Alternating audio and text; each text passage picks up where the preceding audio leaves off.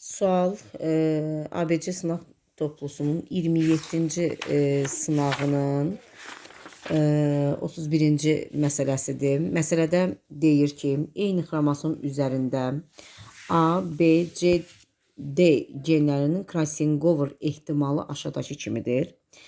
Deməli, bir xromosom üzərində baxırıq.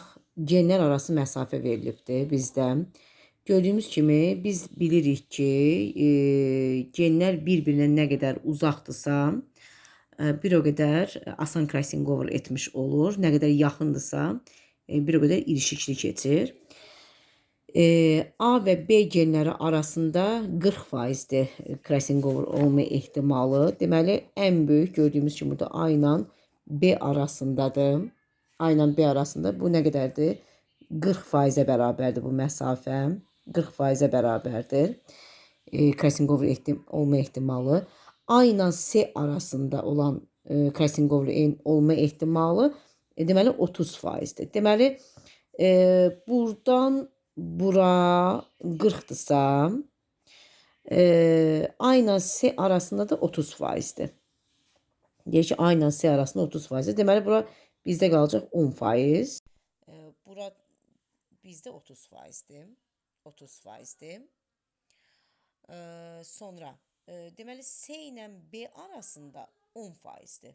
Doğrudan da heç bura baxmadan belə C ilə B arasında crossing over'ın 10% olduğunu müşahidə edirik. Daha sonra C ilə D arasında, A ilə D arasında. Deməli, buradan bura 30%dirsə, bizə deyir ki, A ilə D arasında 35%dir. A ilə C 30, deməli, D burada yerləşir bizdə. D burada yerləşir. Çünki buradan bura 30, bu C ilə B-nin arası 10'dursa, demək, yarısı 5'ə bərabərdir. C ilə D arasında da deyir ki, 35'ə bərabərdir. Yəni, bura bütöv 35'dir.